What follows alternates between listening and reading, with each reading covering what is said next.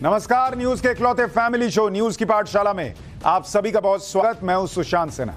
ये वो पाठशाला जहां सबकी क्लास लगती है। और सबसे पहले आपको बता दूं कि आज किस किस की क्लास लगाने वाला हूं। नेता प्रतिपक्ष राहुल गांधी का वो भाषण जिसे सुनकर आप माथा पीट लेंगे। और मैं ऐसा क्यों कह रहा हूं आपको फैक्ट्स के साथ बताऊंगा, जो फैक्ट्स राहुल गांधी के भाषण में मिलेंगे। गुस्से में मोदी और अमित शाह, राहुल ने करोड़ों हिंदुओं का अपमान किया क्या? अग्निवीर, किसान, अयोध्या, राहुल गांधी अपने भाषण में कितना सच बोले कितना झूठ, आज आपको फैक्ट्स के साथ बताऊंगा। मोदी और राहुल की वो तस्वीर भी दिखाऊंगा जो कांग्रेस का सच बताएगी आपको। इसके अलावा ममता के बंगाल में सड़क पर वो हो रहा है जो देखकर आपको डर लगेगा। मोदी राज में या ममता राज में संविधान को असल खतरा किससे है, आज इसकी भी बात होगी। और आखिर में एक बड़ा इंपॉर्टेंट चैप्टर है, बारिश में वो एक काम जो आपको मौत के मुंह में ले जा सकता है। जानलेवा बारिश के वो वीडियो जो देखकर रूह कांप जाएगी, आज आपको वो वीडियोस भी दिखाऊंगा। लेकिन पाठशाला शुरू करने से पहले दिन भर की बड़ी खबरों का रिवीजन, उसके बाद पहला चैप्टर।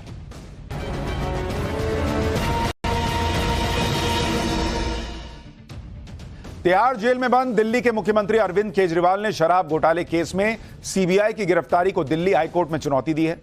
केजरीवाल की याचिका पर कोर्ट में कल सुनवाई हो सकती है। सीबीआई ने 26 जून को केजरीवाल को गिरफ्तार किया, जिसके बाद कोर्ट ने उन्हें 3 दिन तक सीबीआई रिमांड पर भेज दिया था। सीबीआई रिमांड खत्म होने के बाद केजरीवाल को 12 जुलाई तक न्यायिक हिरासत में भेज दिया गया है। देश में अंग्रेजों के जमाने से चल रहे कानून अब इतिहास बन जाएंगे। आज से आईपीसी, सीआरपीसी और एविडेंस एक्ट की जगह 3 नए कानून लागू हो गए हैं, जिसके बाद किसी भी अपराध के लिए भारतीय न्याय संहिता, भारतीय नागरिक सुरक्षा संहिता और भारतीय साक्ष्य अधिनियम के तहत कार्रवाई की जाएगी। नए कानून लागू होने पर गृहमंत्री अमित शाह ने कहा कि सही मायनों में न्याय का भारतीयकरण अब हुआ है। अब दंड की जगह लोगों को न्याय मिलेगा। धार्मिक त्योहारों से पहले सीएम योगी ने समीक्षा बैठक की है। सीएम योगी ने निर्देश दिए हैं कि कावड़ यात्रा हो या फिर मुहर्रम, आस्था का सम्मान किया जाना चाहिए। इसके साथ ही सीएम योगी ने दूसरों की धार्मिक भावनाओं को आहत करने वालों के साथ सख्ती बरतने के भी निर्देश दे दिए। सीएम योगी ने साफ कर दिया कि राज्य में धार्मिक त्योहारों के दौरान किसी ऐसी नई परंपरा की अनुमति नहीं दी जाएगी जिससे लोगों को परेशानी हो। यूपी के मथुरा में पानी की टंकी गिरने के मामले में योगी सरकार एक्शन में आ गई है। हादसे की जांच के लिए 4 सदस्यीय कमेटी का गठन किया गया है, जो 1 हफ्ते में अपनी रिपोर्ट सौंपेगी। इस हादसे में 2 लोगों की मौत हो गई थी, जबकि कई लोग घायल हो गए। इसके बाद विपक्ष ने पानी की टंकी की क्वालिटी और निर्माण को लेकर सवाल उठाए, क्योंकि इसका निर्माण 3 साल पहले यानी 2021 में ही हुआ था। जम्मू कश्मीर के बारामूला से लोकसभा चुनाव जीतने वाले अलगाववादी नेता शेख अब्दुल्ला राशिद इंजीनियर को बड़ी राहत मिली है। टेरर फंडिंग केस में जेल में बंद राशिद इंजीनियर को संसद सदस्य के तौर पर शपथ लेने की मंजूरी मिल गई। एनआईए ने पटियाला हाउस कोर्ट में 5 जुलाई को राशिद इंजीनियर को शपथ लेने के लिए अंतरिम जमानत पर रिहाई देने पर सहमति जता दी। कोर्ट में कल इस पर आदेश जारी हो सकता है। तो ये हो गया दिन भर का रिवीजन। अब पाठशाला की पहली क्लास, जिसमें पहले चैप्टर में नेता विपक्ष राहुल गांधी का वो भाषण जिसे सुनकर आप माथा पीट लेंगे। गुस्से में मोदी और शाह, राहुल ने करोड़ों हिंदुओं का अपमान किया क्या? अग्निवीर, किसान, अयोध्या, राहुल कितना सच बोले कितना झूठ, आज आपको फैक्ट्स के साथ बताऊंगा। और मोदी और राहुल की वो तस्वीर जो कांग्रेस का पूरा सच भी बताएगी, वो भी लेकर आया हूं। तो शुरू करते हैं पहला चैप्टर।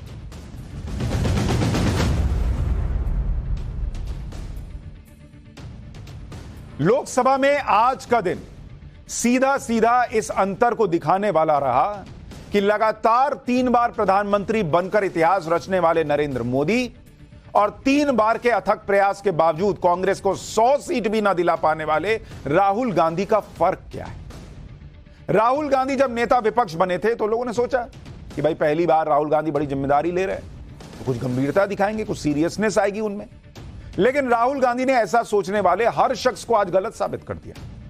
आज राहुल गांधी के पास बड़ा मौका भी था। पहली बार वो नेता विपक्ष के तौर पर संसद में बोल रहे थे, लेकिन उन्होंने संसद में जो किया उससे तो क्लियर हो गया बॉस कि राहुल गांधी अपनी पुरानी इमेज से बाहर नहीं निकल पा रहे, क्योंकि आज उन्होंने संसद में फिर वही किया जो वो पहले भी कर चुके हैं और जिसकी वजह से उन्हें देश का एक बड़ा वर्ग सीरियसली ले ही नहीं पा रहा है, क्योंकि वो खुद ही सीरियस काम नहीं कर रहे।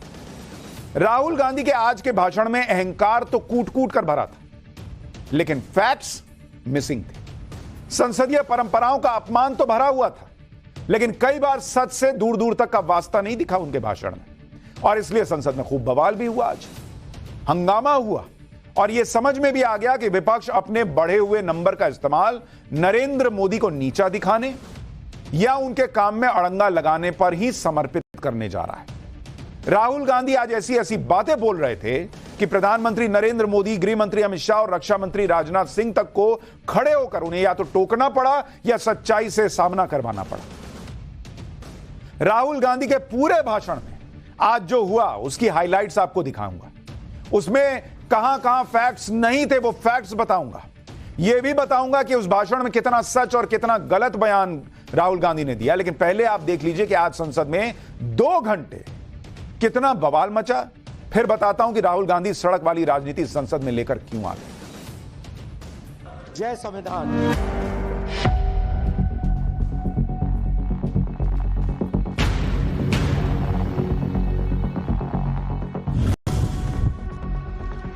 Over refuge. Okay? Sir Shiv ji की फोटो नहीं दिखा सकते सर? 1 मिनट माननीय सदस्य। सर शिव जी की फोटो मना है सर? एक मिनट।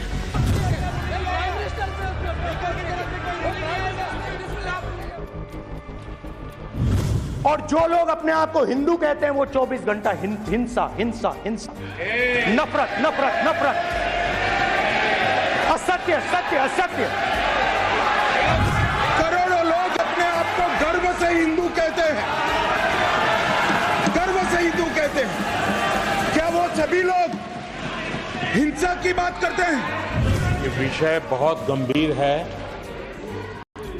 पूरे हिंदू समाज को हिंसक कहना ये गंभीर विषय है। सर इनको माफी मांगनी चाहिए। आर्टिकल 25 जो है संविधान, और ये देश संविधान से चलता है, ये पार्लियामेंट संविधान से चलता है सर। इनको माफी मांगनी चाहिए। अयोध्या से शुरू करता हूं। सर नमस्कार। अयोध्या ने आपको मैसेज भेजा तो उनको ये सत्यापन नहीं करते अपने स्टेटमेंट का, तो उनको सदन और देश से और अग्निवीरों से माफी मांगनी चाहिए। माननीय इतना हल्का फुल्का कैसे स्टेटमेंट दे सकता है लीडर ऑफ ऑपोजिशन? लोकतंत्र ने और संविधान ने मुझे सिखाया है कि मुझे विपक्ष के नेता को गंभीरता से लेना चाहिए।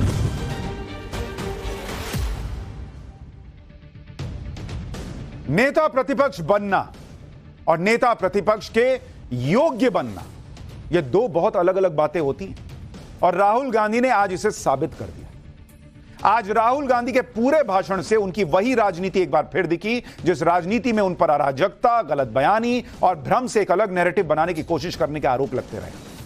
हालांकि यह नैरेटिव कई बार रिजेक्ट हो चुका है, लेकिन इस बार चुनाव में यह हथकंडा थोड़ा बहुत चल गया, तो राहुल गांधी को लग रहा है कि इसी के सहारे वो आगे की राजनीति कर सकते हैं।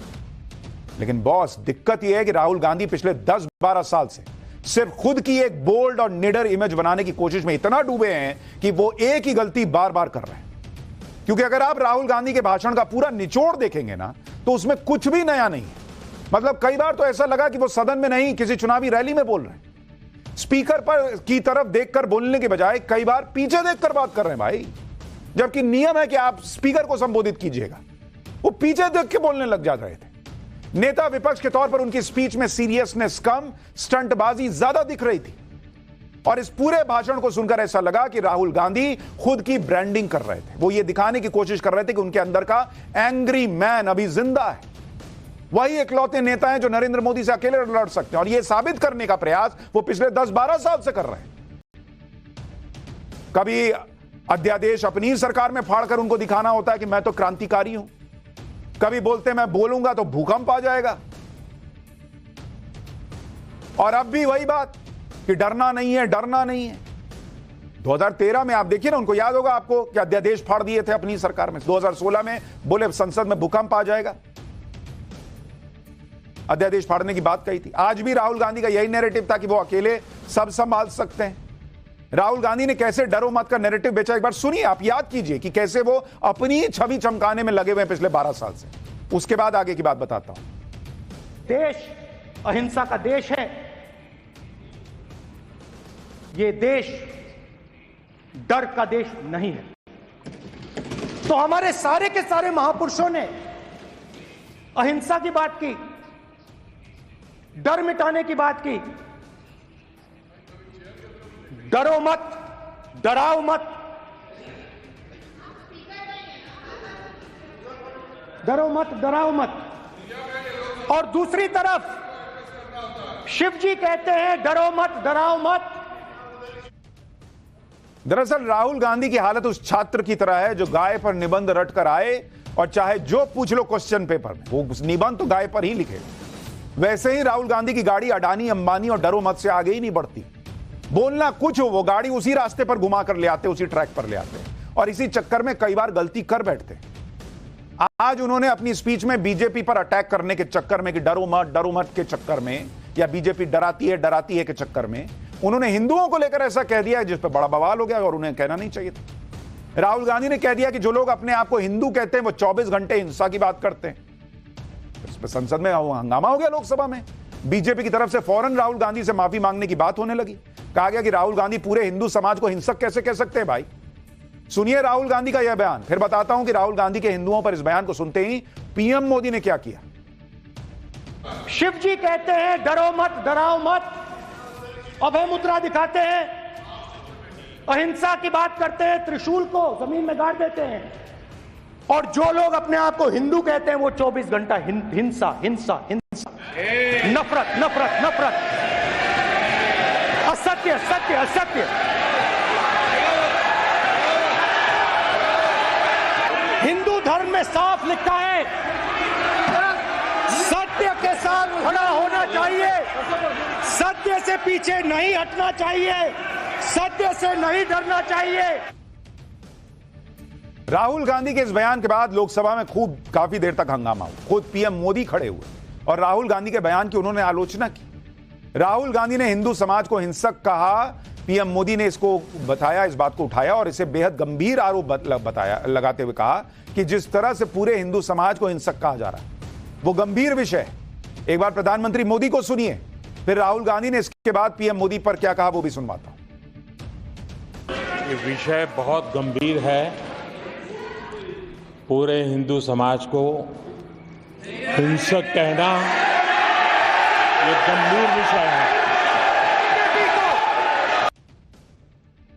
नरेंद्र मोदी ऐसे खड़े होकर कभी बोलते नहीं है किसी के भाषण के बीच में, आपने नहीं देखा होगा, लेकिन आज बोले वो कि आप कैसे ऐसे हिंदुओं के लिए बोल रहे हैं। इतना ही नहीं, राहुल गांधी ने बात ही ऐसी बोली कि लोकसभा स्पीकर को भी उन्हें टोकना पड़ा। लोकसभा स्पीकर ओम बिरला ने राहुल गांधी से कहा कि बोलते समय ध्यान रखना चाहिए कि किसी की भावना को ठेस ना पहुंचे। एक बार स्पीकर को सुनिए, फिर सुनाऊंगा कि कैसे राहुल गांधी ने स्पीकर की भी बात को अनसुना कर दिया। माननीय आप प्रतिपक्ष के नेता हैं, किसी की भावनाओं को ठेस नहीं पहुंचे, सर मुझे बोलने में ध्यान रखना चाहिए। ऐसा कम ही होता है जब संसद के अंदर खुद प्रधानमंत्री उठकर किसी बात के लिए टोके, लोकसभा स्पीकर भी समझाएं, लेकिन राहुल गांधी किसी की बात सुनने वाले हैं। मैंने कहा ना, उनके भाषण में अहंकार कूट कूट के भरा हुआ था। लोकसभा स्पीकर के समझाने के बाद राहुल गांधी ने कहा कि नरेंद्र मोदी पूरा हिंदू समाज नहीं, बीजेपी और संघ वाले पूरा हिंदू समाज नहीं है। मतलब उसको भी फिर डिफेंड करने लगे। सुनिए राहुल गांधी को, फिर आपको बताऊंगा कि कैसे अमित शाह ने राहुल गांधी को हिंदू वाले बयान पर आईना दिखाया। नहीं नहीं नहीं नहीं नहीं नहीं, नरेंद्र मोदी जी पूरा हिंदू समाज नहीं है, बीजेपी पूरा हिंदू समाज नहीं है, आरएसएस पूरा हिंदू समाज नहीं है।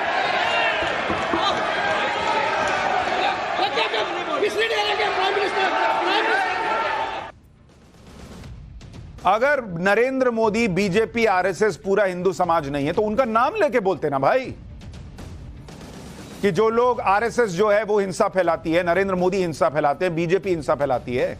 आप कह रहे हैं जो लोग अपने आप को हिंदू बोलते हैं वो हिंसा फैलाते हैं, वो हिंसक होते हैं। सीधा उनका नाम लेना था। फिर हिंदुओं को हिंसक बताकर राहुल गांधी फंसते दिखे तो कहने लगे कि पीएम मोदी या बीजेपी या संघ पूरा हिंदू समाज नहीं है।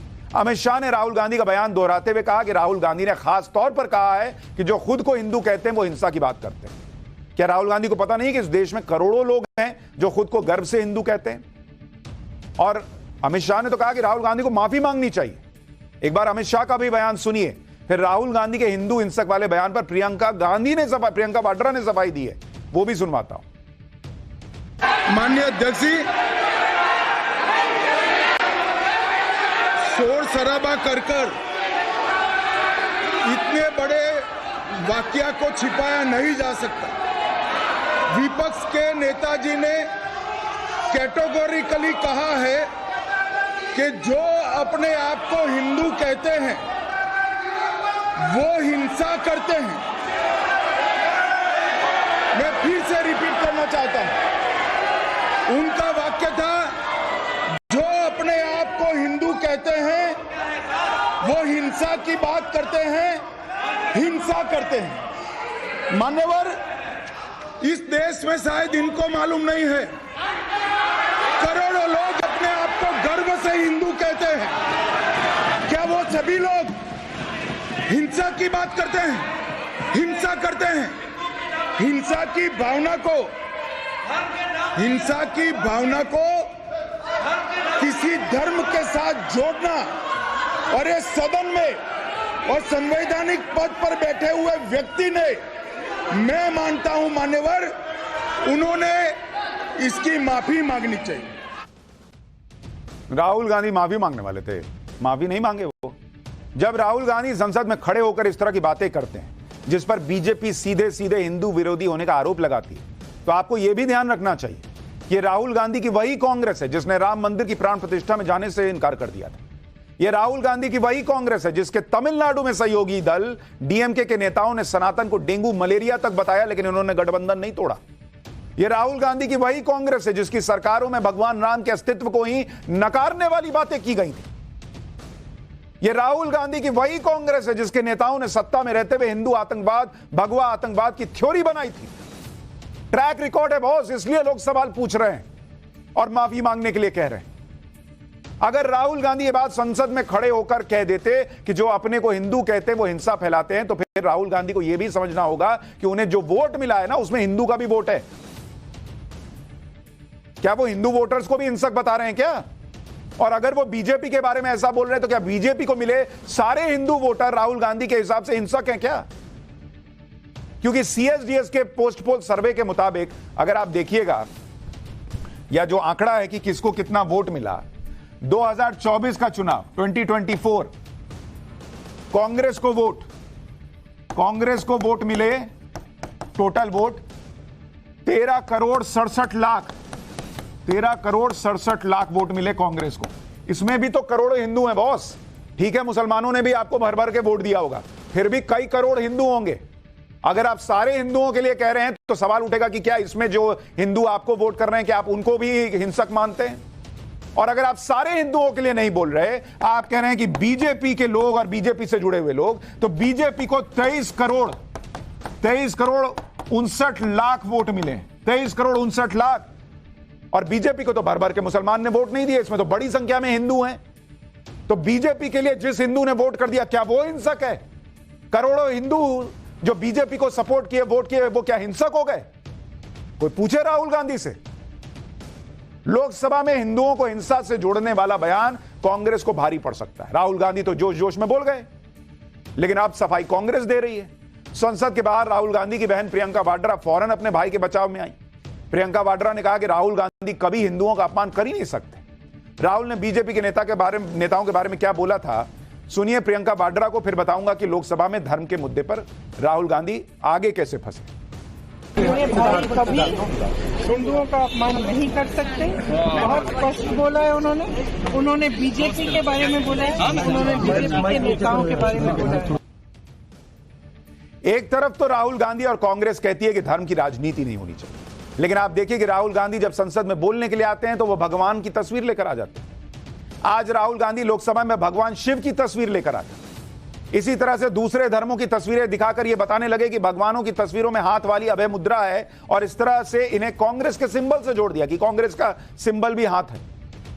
राहुल गांधी ने लोकसभा में भगवान शिव की तस्वीर दिखाई तो यह भी कहा कि भगवान शिव का त्रिशूल अहिंसा का प्रतीक है। राहुल गांधी ने दावा किया कि त्रिशूल भगवान शिव के बाएं कंधे के पीछे होता है, अगर वो दाएं हाथ में होता तो हिंसा का प्रतीक होता। एक बार राहुल गांधी का यह भगवान शिव पर ज्ञान भी सुन लीजिए। फिर आपको बताऊंगा कि राहुल गांधी यहां भी कैसे ब्लंडर कर बैठे। Behind the left shoulder of Shivji is the Trishul. Now I would like you to understand that there is a reason that the Trishul, a weapon, has been placed behind the left shoulder. The Trishul is not a symbol of violence. It is a symbol of non-violence, and that is why it is placed in a place where Shiva cannot reach it with his right hand. If it was a symbol of violence, it would have been held in his right hand like this. It is a symbol of non-violence. That is why it is placed behind his left shoulder. Rahul Gandhi का हिंदू धर्म भगवान शिव को लेकर ज्ञान कितना अद्भुत है आप समझ गए होंगे। वो कह रहे हैं शिव जी के बाएं कंधे के पीछे त्रिशूल है, इसका मतलब वो हिंसा का प्रतीक नहीं। किसी कैलेंडर की फोटो को दिखाकर भगवान शिव के त्रिशूल को लेकर राहुल गांधी जो बात कर रहे हैं वो पूरी तरह से ठीक नहीं है, क्योंकि इंटरनेट पर अगर आप सर्च करेंगे तो आपको भगवान शिव की ऐसी कई तस्वीरें मिल जाएंगी जिसमें त्रिशूल उनकी दाईं तरफ भी है और उनके हाथ में भी है। और तो और शिव जी की ऐसी तस्वीरें भी मिल जाएंगी जिसमें वो हाथ में त्रिशूल और डमरू लेकर तांडव करते हुए भी दिख जाएंगे। तो क्या राहुल गांधी के हिसाब से भगवान शिव हिंसा के प्रतीक हो गए क्योंकि किसी कलाकार ने किसी तस्वीर में त्रिशूल उनके दाएं हाथ में दिखा दिया? और राहुल गांधी का ज्ञान कहता है कि दाएं हाथ में त्रिशूल होने का मतलब हिंसक हो जाना है, इसलिए भगवान शिव हिंसक हो गए। कैलेंडर वाली फोटो से राहुल गांधी का ज्ञान तय करेगा कि शिवजी जो हैं वो क्या हिंसक हैं या नहीं है? क्या बॉस, कुछ तो पढ़ लीजिए पहले हिंदू धर्म के बारे में, भगवान शिव के बारे में। कहीं से ले आए बाएं कंधे के पीछे, इसका मतलब हिंसक नहीं। राहुल गांधी ने आज अपने भाषण में फैजाबाद में बीजेपी को मिली हार को बीजेपी की अयोध्या में हार बताते हुए फैजाबाद से जीते समाजवादी पार्टी के सांसद अवधेश प्रसाद से हाथ मिलाना शुरू कर दिया। बीच में कुछ भी करते हैं ये। राहुल गांधी ने कहा कि अयोध्या और भगवान राम की जन्मभूमि ने बीजेपी को मैसेज दिया है। उन्होंने दावा किया क्योंकि अयोध्या में विकास के नाम पर लोगों की जमीन छीन ली गई थी, इसलिए अयोध्या में बीजेपी हार गई। राहुल गांधी का यह बयान भी सुनिए, फिर अयोध्या में बीजेपी की हार का सच भी आपको बताता हूं। कहां तक इन लोगों ने डर फैला दिया। मैं आपको अयोध्या से शुरू करता हूं। सर नमस्कार।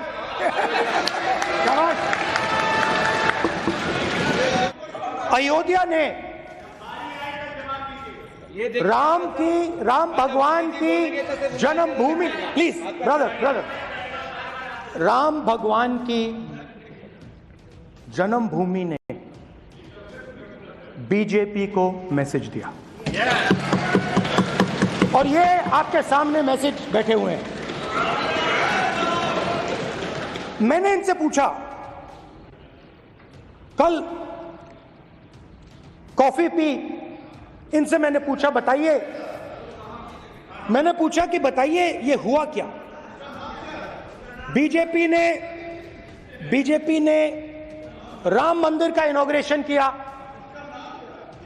राम मंदिर का इनॉग्रेशन किया तो अयोध्या ने मैसेज दिया।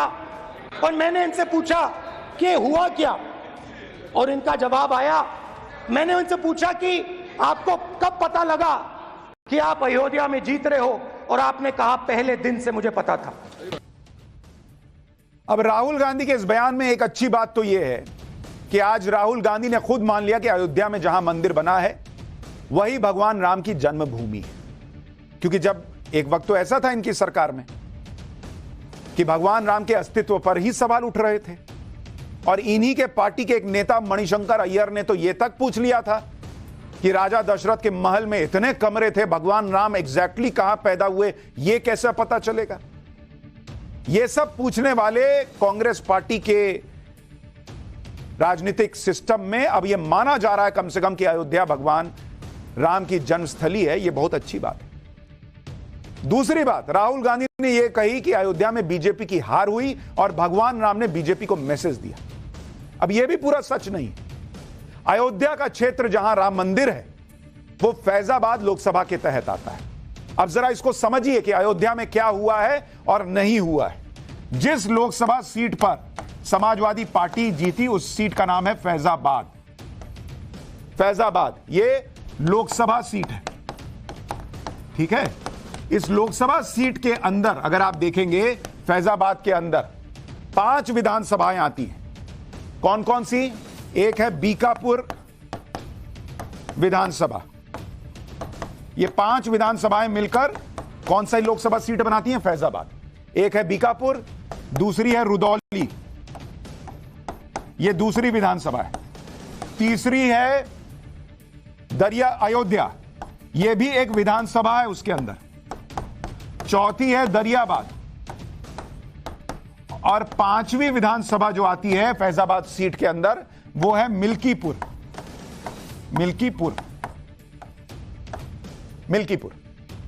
इन 5 विधानसभाओं में जिस अयोध्या विधानसभा का जिक्र हो रहा है, जहां पर भगवान राम का मंदिर बना, ये बीकापुर, रुदौली, दरियाबाद और मिल्कीपुर, ये 4 विधानसभाएं फैजाबाद के अंदर जो आती हैं, वहां समाजवादी पार्टी को ज्यादा वोट पड़े।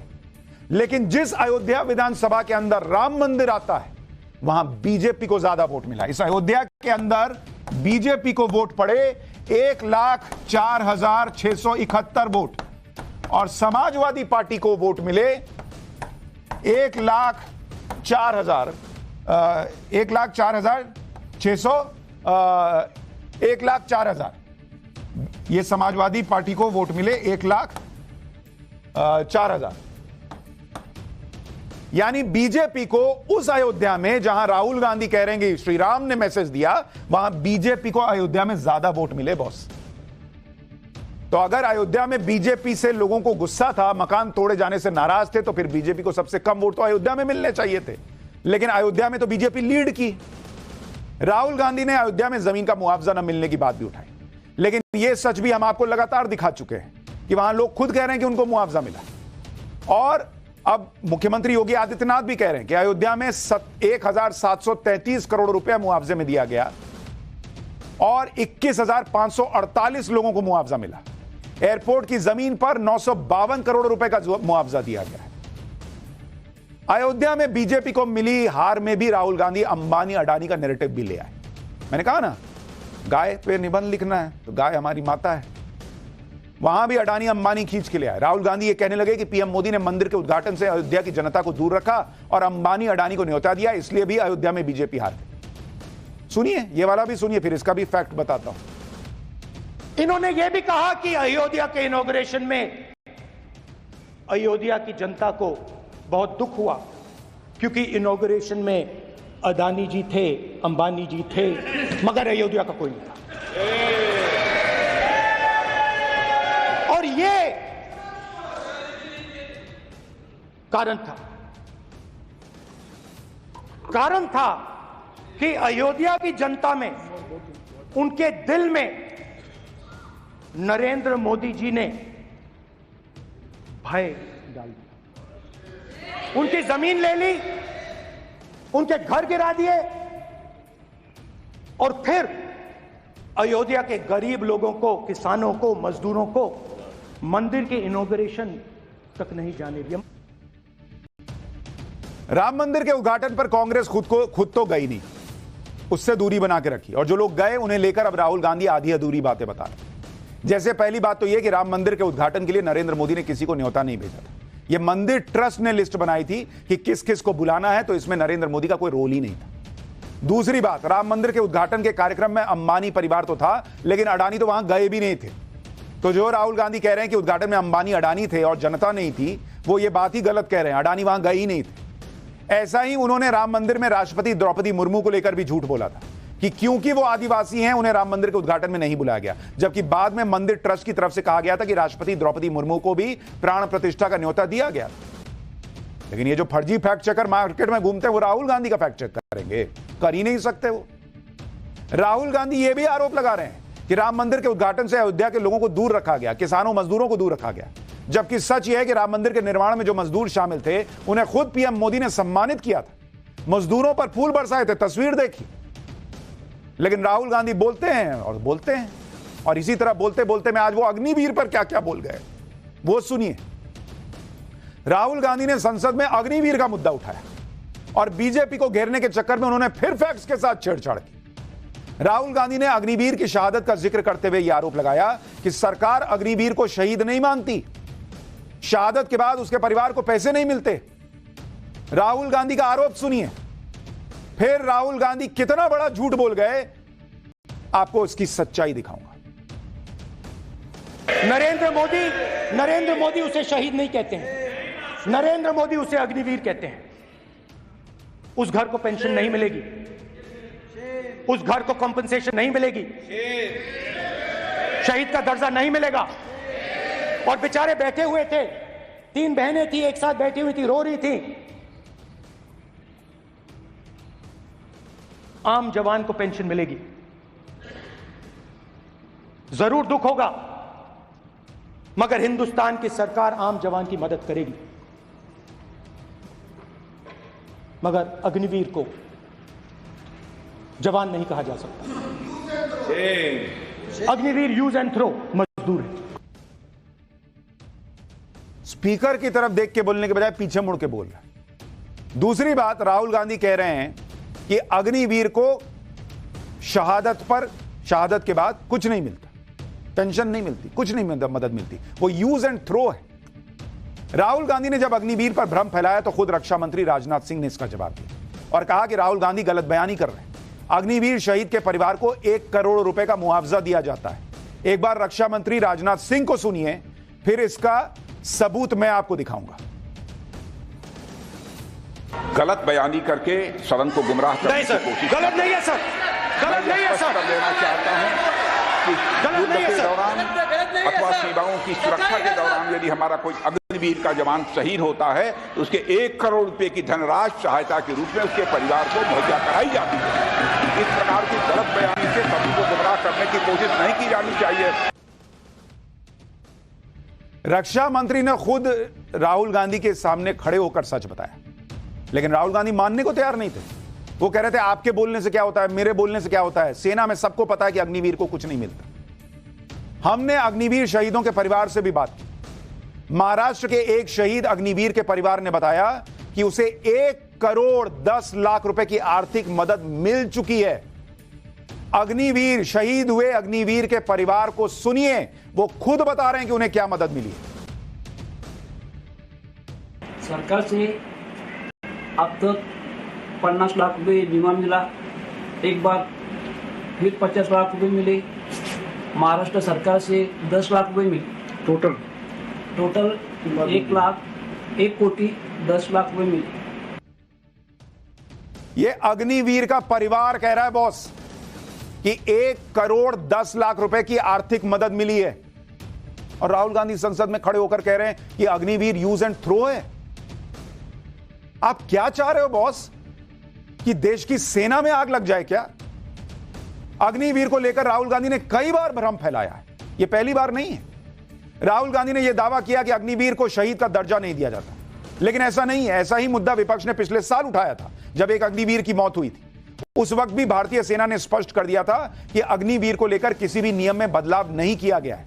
आर्मी ने बताया था कि एक्सटेंट आर्मी ऑर्डर 1967 के मुताबिक अगर कोई जवान खुद को गोली मारकर या ऐसी किसी हादसे में उसकी मौत होती है तो उसे शहीद का दर्जा नहीं दिया जाता। यह आर्मी की परंपरा और नियमों में है। यानी शहादत का दर्जा देने को लेकर आम जवान और अग्निवीर में कोई अंतर नहीं रखा जाता। यह सेना क्लियर कर चुकी है। हां, कोई सुसाइड करेगा तो उसको जो है शहादत का दर्जा नहीं मिलता। यह सेना के हर व्यक्ति के लिए, हर सैनिक के लिए है, उसमें अग्निवीर के लिए भी अलग नहीं है, और यह क्लियर कर चुकी है सेना। फिर भी राहुल गांधी इस तरह का भ्रम फैला रहे हैं, संसद में खड़े होकर फैला रहे हैं, और नेता प्रतिपक्ष होने के बावजूद फैला रहे हैं। अग्निवीर पर राहुल गांधी का एक और झूठ तब पकड़ा गया जब उन्होंने यह दावा किया कि अग्निवीर स्कीम सेना की स्कीम नहीं है, यह नरेंद्र मोदी की स्कीम है जिसे सेना पर थोप दिया गया। इस पर भी रक्षा मंत्री राजनाथ सिंह ने क्लियर किया कि अग्निवीर स्कीम को ऐसे ही नहीं लाया गया, करीब 158 संस्थाओं से संवाद करके इसे लागू किया गया। राजनाथ सिंह ने हाथों हाथ अग्निवीर पर राहुल गांधी के झूठ की पोल कैसे खोली, यह सुनिए, फिर आपको बताऊंगा कि किसानों के मुद्दे पर राहुल गांधी ने जो आज कहा है उसमें कितना सच है। स्पीकर सर, देश की सेना जानती है, पूरा देश जानता है कि अग्निवीर स्कीम सेना का स्कीम नहीं है, पीएमओ का स्कीम है। और पूरी सेना जानती है कि स्कीम प्राइम मिनिस्टर का ब्रेन चाइल्ड था, स्कीम सेना का ब्रेन चाइल्ड नहीं था। मैं नेता प्रतिपक्ष से विनम्रता पूर्वक अनुरोध करना चाहता हूं, कृपया वह सदन को गुमराह करने की कोशिश न करें। अग्निवीर योजना के संबंध में बहुत सारे लोगों से 158 ऑर्गेनाइजेशन के साथ सीधा संवाद स्थापित हुआ है, उनके सुझाव लिए गए हैं, तब यह अग्निवीर योजना लाई गई है और बहुत सोच समझकर यह योजना लाई गई है। और मैं यह भी स्पष्ट कर देना चाहता हूं, इस प्रकार की योजनाएं दुनिया के कई देशों में है, यूएस में है, यूके में है, वहां पर किसी को कोई किसी प्रकार की आपत्ति नहीं है। अब बिना अग्निवीर योजना के बारे में समझे, बिना उस संबंध में कोई पूरी जानकारी हासिल किए इस तरीके से सदन को गुमराह करना, इसे कदापि उचित नहीं ठहराया जा सकता। महोदय, मैं तो आपसे ये अनुरोध करूंगा, इसे सदन की कार्रवाई से बाहर निकाला जाना चाहिए। लोकसभा में भाषण के दौरान कई बार राहुल गांधी ने ऐसी ऐसी बातें कही जिसका फैक्ट से भी कोई लेना देना नहीं था। राहुल गांधी ने अपने भाषण में किसानों और एमएसपी का भी जिक्र किया। उन्होंने कहा कि किसान अपने उत्पाद की सही कीमत मांग रहा है, लेकिन सरकार एमएसपी दे ही नहीं रही है। सुनिए एक बार यह हिस्सा भी उनके बयान का, फिर अपने ही बयान पर कैसे उनको यू टर्न लेना पड़ा यह भी दिखाऊंगा। किसान ने यह कहा कि हर प्रोडक्ट के लिए सही प्राइस मिलती है, हमें भी एमएसपी दे दीजिए। और आप लोगों ने कहा किसान का कर्जा माफ नहीं होगा और एमएसपी नहीं मिलेगी। जैसे ही राहुल गांधी ने कहा कि किसानों को एमएसपी नहीं मिलेगी, यह सरकार ने कहा है, सरकार की तरफ से कृषि मंत्री शिवराज सिंह चौहान खड़े हो गए। शिवराज सिंह चौहान ने राहुल गांधी को फौरन टोकते हुए कहा कि आप गलत बयानी कर रहे हैं, आप सदन को गुमराह कर रहे हैं। शिवराज सिंह ने कहा कि किसानों को उनकी लागत पर 50% जोड़कर एमएसपी मिल रही है। उन्होंने कहा कि अभी कुछ दिनों पहले ही 14 फसलों पर एमएसपी बढ़ाई गई है। राहुल गांधी जो कह रहे हैं उसे साबित करें। शिवराज सिंह चौहान को सुनिए, फिर दिखाता हूं कि जब ये बोले तो कैसे राहुल गांधी ने यू टर्न ले लिया। माननीय अध्यक्ष महोदय, ये गलत बयानी कर रहे हैं। एमएसपी सरकार दे रही है और ये मोदी जी की सरकार है। उत्पादन की लागत पर कम से कम 50% जोड़कर एमएसपी दी जा रही है और नहीं दी जा रही है, सत्यापित करें माननीय अध्यक्ष महोदय। ये गलत बयानी कर रहे हैं, ये सदन को गुमराह कर रहे हैं, गलत बयानी कर रहे हैं। आज भी एमएसपी पर खरीद जारी है और अभी कृषि मंत्री शिवराज सिंह ने टोका तो राहुल गांधी ने यू टर्न लिया। किसानों को एमएसपी नहीं मिल रही है, ये बात राहुल गांधी ने हिंदी में कही थी, लेकिन जब गलती सुधारने की बारी आई तो अंग्रेजी में बोलने लगे। राहुल ने कहा कि किसानों को एमएसपी तो मिल रही है, लेकिन कानूनी गारंटी के साथ एमएसपी नहीं मिल रही। राहुल गांधी का यह बयान भी सुनिए कैसे टर्न मार लिए। फिर एमएसपी पर वो फैक्ट दिखाऊंगा जो शायद राहुल गांधी देखना नहीं चाहते। MSP with legal guarantee, speaker sir. The issue is MSP with legal guarantee, not just MSP. MSP is being given. The issue is Kisans want MSP with legal guarantee, which you are not ready to give them. Rahul Gandhi MSP का जिक्र कर रहे हैं, तो यह भी समझना चाहिए कि एमएसपी और किसानों के मुद्दे पर कांग्रेस और बीजेपी सरकार में कितना अंतर है। पहले तो आप यह देखिए कि नरेंद्र मोदी के आने के साथ ही कैसे एमएसपी पर खरीद दोगुनी हो गई। 2014-15 में 761 लाख मीट्रिक टन फसल एमएसपी पर खरीदी गई थी। इसके लिए किसानों को लगभग 1 लाख करोड़ रुपए का भुगतान किया गया, जबकि 2022-23 में 1062 लाख मीट्रिक टन फसल एमएसपी पर खरीदी गई और इसके लिए किसानों को 2,28,000 करोड़ रुपए का भुगतान हुआ। यानी मोदी सरकार में किसानों को मिलने वाली एमएसपी की रकम लगभग दोगुनी हुई है। और अगर आप मनमोहन सिंह और पीएम मोदी के राज की तुलना करें तो यूपीए सरकार के 10 साल में एमएसपी पर फसल की खरीद पर कुल 5.5 लाख करोड़ रुपए खर्च हुए, जबकि 2014 से 2024 तक मोदी सरकार में एमएसपी पर फसल की खरीद पर 18 लाख करोड़ रुपए खर्च हुए। इस बार तीसरी बार सरकार बनने के बाद पीएम मोदी ने किसानों को बड़ी राहत दी और खरीफ की 14 फसलों पर एमएसपी के रेट 1.5 गुना तक बढ़ा दिए। हर बात में फैक्ट्स के बिना सिर्फ भ्रम फैलाना राहुल गांधी जो है वो संसद में आज ये कर रहे थे क्या? राहुल गांधी ने महंगाई की बात की, कहानी सुनाने लगे। राहुल गांधी की कहानी सुनिए, फिर जरा मैं महंगाई पर भी फैक्ट बताता हूं। यात्रा में चल रहे थे, एक महिला आती है, हमारे साथ चलती है, मेरा हाथ पकड़ती है और घबराई हुई सी थी। तो मैंने पूछा क्या हुआ? वो मुझे कहती है मुझे मार रहा है, मुझे मार रहा है। मैंने पूछा कौन मार रहा है, कौन मार रहा है? बेटी बचाओ, बेटी की दुविधा सुनानी चाहिए, बेटी का दर्द नहीं सुनना चाहते, भारत की महिलाओं का दर्द नहीं सुनना चाहते। मैंने पूछा कौन मार रहा है, कहता है मेरा पति मार रहा है। मैंने कहा क्यों? कहती है सुबह का खाना नहीं दे पाई। मैंने कहा क्यों? खरीद नहीं पाई। महंगाई है,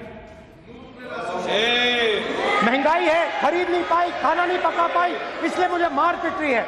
मैंने कहा बहन क्या करूं, कैसे आपकी मदद करूं? कहती हैं आप कुछ मत कीजिए, आप कुछ मत कीजिए, आप सिर्फ ये बात याद रखिए कि महंगाई के कारण हिंदुस्तान में हजारों महिलाओं को सुबह पीटा जा रहा है। उसके शब्द हैं, मेरे शब्द नहीं हैं। Gas cylinder. राहुल गांधी की कहानियां भी कमाल की होती हैं। कलावती, लीलावती की कहानी से लेकर आज वो महंगाई के चक्कर में एक महिला पिट रही है, ये कहानी लेकर चले आए। मैं उनको जरा महंगाई पर कुछ बातें याद दिलाता हूं। राहुल गांधी को यह भी याद करना चाहिए कि औसत महंगाई राहुल गांधी के जमाने में, उनकी सरकार के जमाने में क्या थी और अभी क्या है। यूपीए 2004 से 2014 देश में औसत महंगाई दर 8.2% थी। औसत महंगाई दर कई बार तो डबल डिजिट में भी थी। और अगर आप एनडीए देखेंगे मोदी राज में 2014 से लेकर और 2023 तक अगर आप आंकड़ा देखेंगे, औसत महंगाई दर रही है 5%। और बॉस, ये 5% तब रही है जब कोरोना का संकट काल आया, दुनिया में युद्ध चल रहा है, उसके बावजूद 5% महंगाई दर रही है और एक बार भी डबल डिजिट में महंगाई नहीं गई। और राहुल गांधी बता रहे हैं कि भाई क्या हिसाब है, और महिला आकर कह रही है कि महंगाई के चक्कर में मैं मार खा रही हूं। 2010 में महंगाई दर 10.9% थी और 2011 में 12% थी। राहुल गांधी भूल गए। यह सब तो राहुल गांधी ने बोला है, जिसमें कितना सच है कितना झूठ है वो आपको पता चल गया। इसके बीच ही आज राहुल गांधी के टारगेट पर आज लोकसभा स्पीकर ओम बिड़ला भी आ गए। उन्होंने गजब ही कर दिया। राहुल गांधी ने कहा कि स्पीकर ओम बिड़ला जब पीएम मोदी से हाथ मिलाते हैं तो झुककर हाथ मिलाते हैं, लेकिन जब राहुल गांधी से मिलते हैं तो सीधे खड़े रहते हैं। मतलब नरेंद्र मोदी के सामने डर के मारे झुक जाते हैं, ये उनके कहने का शायद मतलब। राहुल गांधी को सुन लीजिए, फिर ओम बिड़ला ने क्या जवाब दिया वो भी दिखाता हूं और बताता हूं। Speaker, sir, there are actually two people sitting in that chair. There is the Speaker of the Lok Sabha, the Speaker of the Indian Union, and there is Mr. Om Birla. When Modi ji went and shook your hand, and I went and shook your hand, I noticed something. When I shook your hand, you stood straight like this and shook my hand. And when Modi ji shook your hand, you bowed down and shook his hand.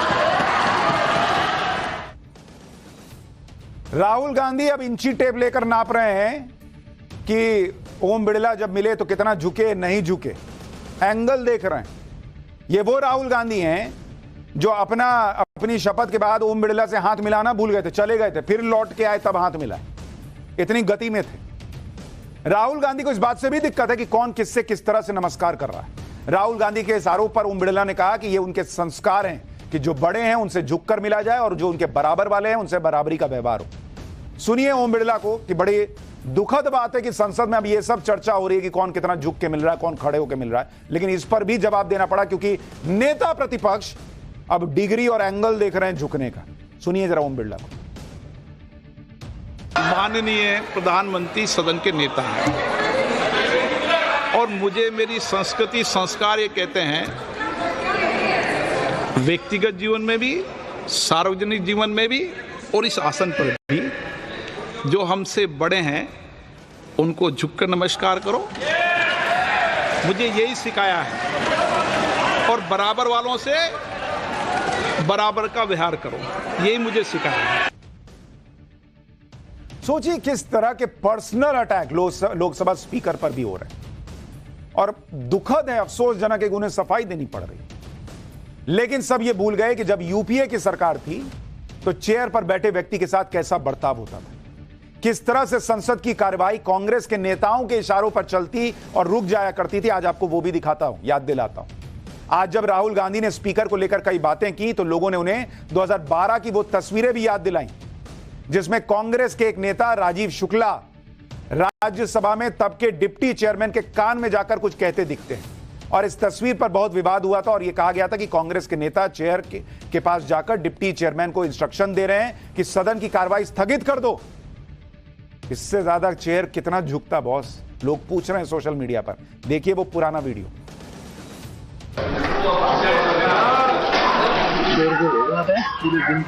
अच्छा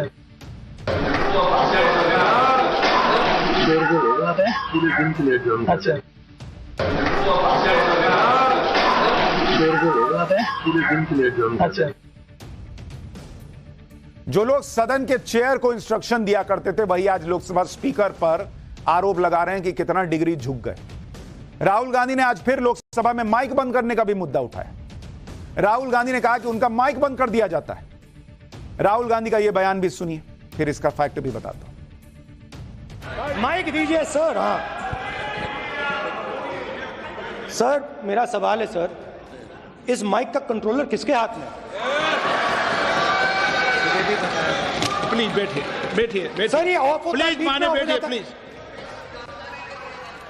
ये बार कई बार विषय उठ गई और बहुत गंभीर, और माननीय सदस्य आप प्रतिपक्ष के नेता हैं, आप सदन के बाहर भी ये बात कहते हैं कि माइक बंद कर देते हैं। मैंने कई बार आग्रहपूर्वक किया कि आसन पर इस तरीके का आरोप नहीं लगाए। नो प्लीज बात सुनिए। आसन पर सभी दल के प्लीज, आसन पर सभी दल के लोग बैठते हैं और सभी दल के लोग सभापति तालिका पे हैं और सब जानते हैं कि एक व्यवस्था होती है, जिस भी माननीय सदस्यों को आग्रह किया जाता है बोलने का वो बोला जाता है और जिसको आग्रह नहीं किया जाता उसका माइक चालू नहीं होता।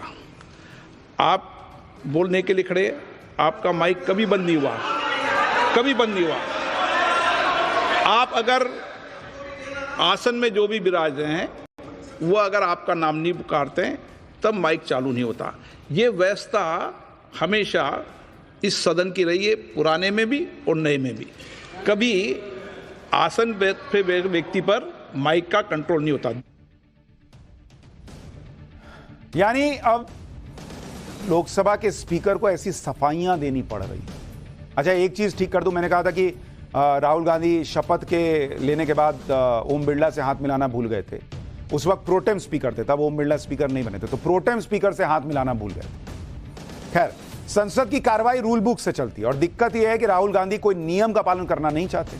राहुल गांधी कहते हैं कि उनका माइक बंद कर दिया जाता है, जबकि सबने आज देखा कि राहुल गांधी को लेकर बार बार सरकार की तरफ से कहा गया कि नियमों के हिसाब से राहुल गांधी नहीं चल रहे हैं। अमित शाह से लेकर बड़े बड़े मंत्रियों ने कहा, नियम याद दिलाए गए राहुल गांधी को कि भाई ये बिना नियम के बोल रहे हैं, गलत बयानी कर रहे हैं, इनको रोकिए। स्पीकर से बोला गया, अमित शाह तक ने बोला, फिर भी राहुल गांधी का माइक बंद नहीं हुआ। देखिए जरा क्या हुआ था वहां। के नियमों की पुस्तिका, इससे कुछ सदस्यों को क्या मुक्ति दे दी गई है? आपके गाइडेंस के बाद भी बार बार तस्वीर बताना, पूरे बीजेपी को हिंसा कर रही है ऐसे कहना, खड़े होकर एक दूसरे के बीच में हस्तधून करना, सारे नियम इनको लागू नहीं होते हैं। नियम मालूम नहीं है तो ट्यूशन रख ले साहब, सदन इस तरह से नहीं चल सकता है।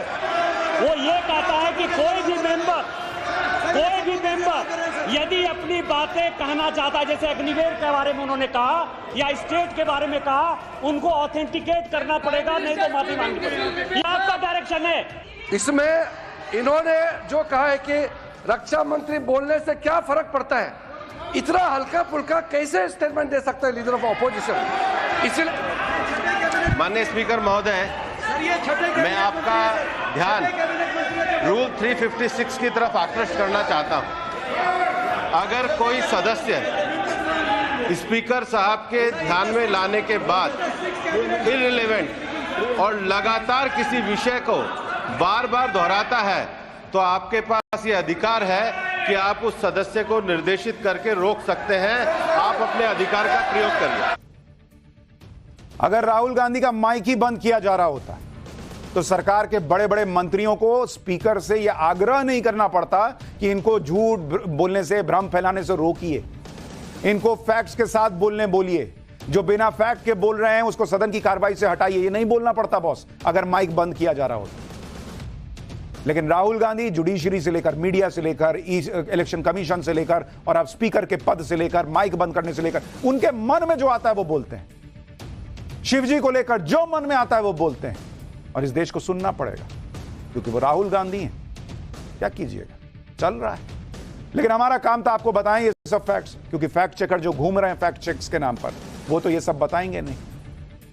हाँ, राहुल गांधी का माइक, जो गले में माइक है, वो अपने आप एक चीज में बंद हो जाता है, जब कोई घटना बंगाल में होती है। इसलिए अब हम आपको अगली क्लास बंगाल की दिखाते हैं। ममता के बंगाल में सड़क पर वो हो रहा है जो देखकर आदमी डर जाए। मोदी राज में या ममता राज में संविधान को असल खतरा किससे है? अब इसका वो चैप्टर जिस पर राहुल गांधी का माइक ऑटोमेटिक बंद हो जाता है अपने से।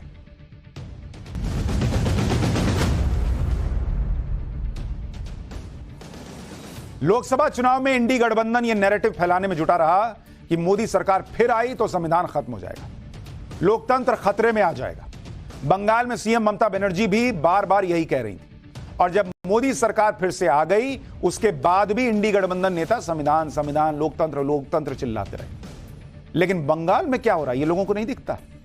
बंगाल के उत्तरी दिनाजपुर में सरेआम एक महिला के साथ बर्बरता की सारी हदें पार कर दी गई और बर्बरता भी ऐसी जिसकी साफ तस्वीरें आपको दिखा भी नहीं सकते, ब्लर करके दिखा रहे हैं। बंगाल में महिला से बेरहमी का यह आरोप जिस शख्स पर लगा है उसे टीएमसी का कार्यकर्ता बताया जा रहा है। घटना उत्तरी दिनाजपुर के चोपड़ा इलाके की है जिसका वीडियो सोशल मीडिया पर वायरल हो रहा है। वीडियो में एक शख्स महिला की बेरहमी से पिटाई करता नजर आ रहा है। वो डंडे से जमीन पर लेटी महिला को कई बार मारता है। महिला दर्द से चिल्लाती है लेकिन वो शख्स उस पर ताबड़तोड़ वार करना नहीं छोड़ता। कुछ देर बाद वो महिला के बगल में बैठे पुरुष पर डंडे से बरसाना शुरू करता है। इस दौरान भीड़ तमाशबीन बनी सब देखती रहती है, जबकि वीडियो के एक हिस्से में वो शख्स जमीन पर लेटी महिला को बाल खींचकर घसीट रहा है, उसे लात मारता हुआ दिखता है। बीजेपी और सीपीएम ने भी इस घटना का वीडियो शेयर किया है। आरोप है कि वीडियो में पिटाई करता दिख रहा शख्स टीएमसी का कार्यकर्ता है जिसका नाम ताजिमुल हक है और इलाके के लोग उसे जेसीबी के नाम से जानते हैं। इतना ही नहीं, आरोप तो यह भी है कि ताजिमुल हक उत्तरी दिनाजपुर की चोपड़ा विधानसभा सीट से टीएमसी विधायक हमीदुल रहमान का करीबी है। हालांकि सोशल मीडिया पर महिला से हुई बर्बरता का वीडियो वायरल होने के बाद बंगाल पुलिस ने आरोपी ताजिमुल को गिरफ्तार कर लिया। आज उसे कोर्ट में पेश किया गया जहां सुनवाई के बाद कोर्ट ने उसे 5 दिन की पुलिस रिमांड पर भेज दिया। आरोपी की पेशी पर सरकारी वकील ने क्या कहा है वो सुनिए, फिर आपको बताऊंगा कि आरोपी पर दिए टीएमसी विधायक के किस बयान पर बवाल मच गया है। उसका नाम है ताजिमुल इस्लाम उर्फे उसका एलियास जेसीबी उसका नाम है और पुलिस का तरफ से इसको पीसीपीआर किया है, पुलिस कस्टडी के लिए 10 डेज पीसीपीआर किया था। तो लानेट कोर्ट ने वो विचार करने के बाद 5 डेज पीसीपीआर अलाउ किया है।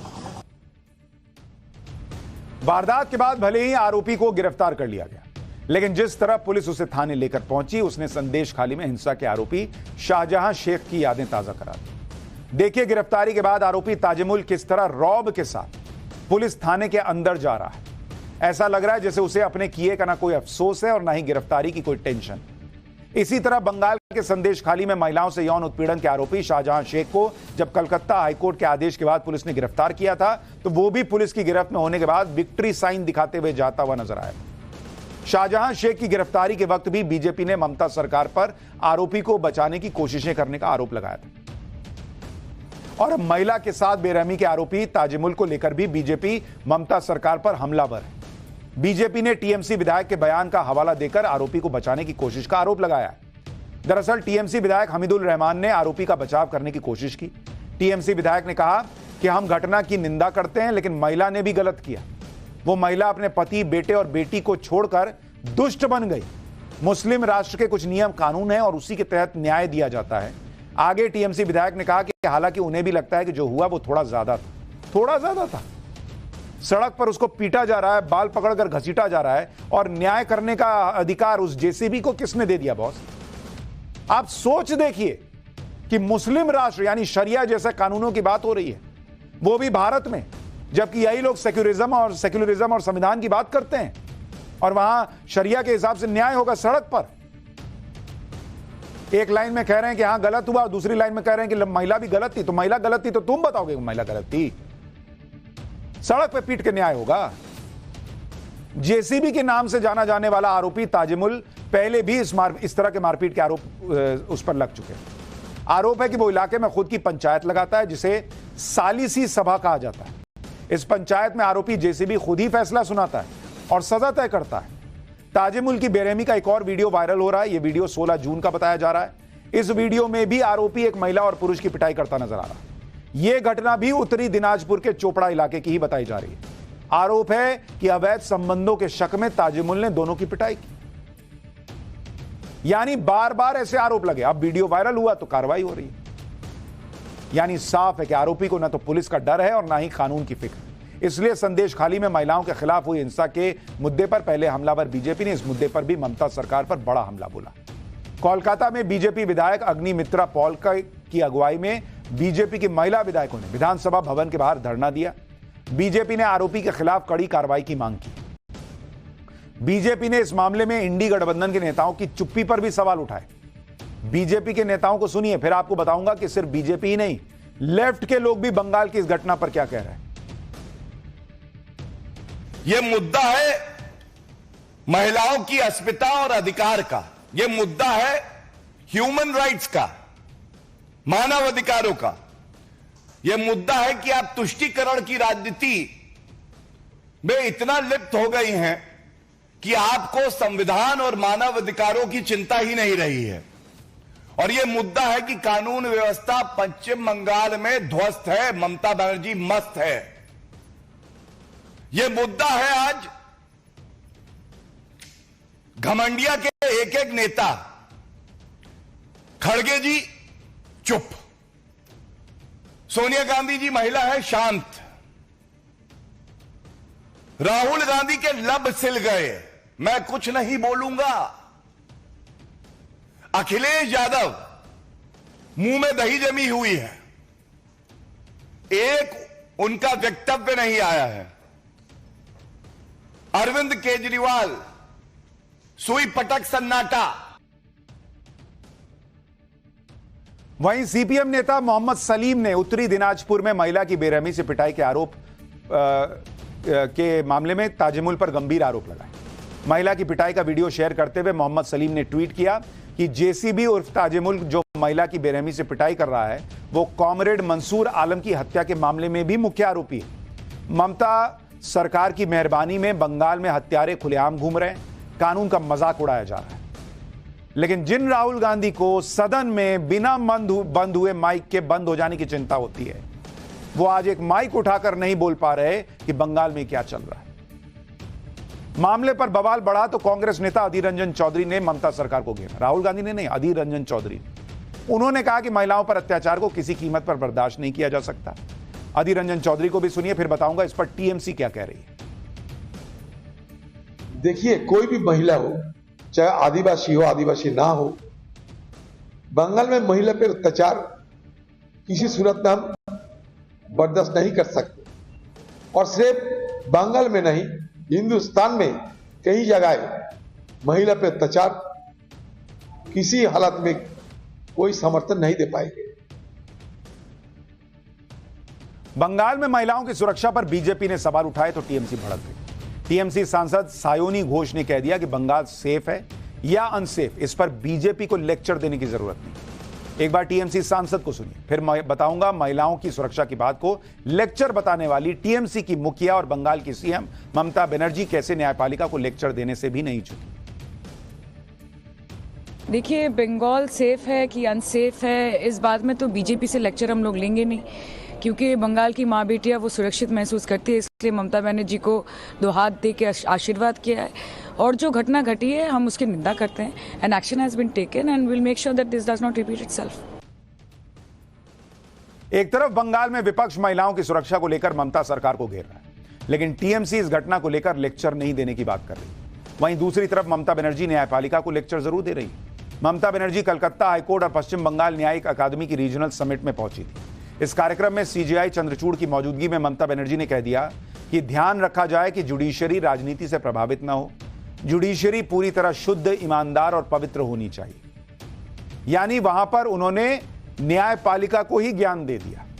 लेकिन बंगाल में कभी चुनावों के बाद हिंसा की खबरें आती हैं। जब विधानसभा चुनाव हुए थे और रिजल्ट आया था, उसके बाद पोस्ट पोल वायलेंस की कितनी गंभीर आरोप लगे थे, कैसी कैसी टिप्पणियां अदालत ने की थी, और अब इस तरह की घटना है।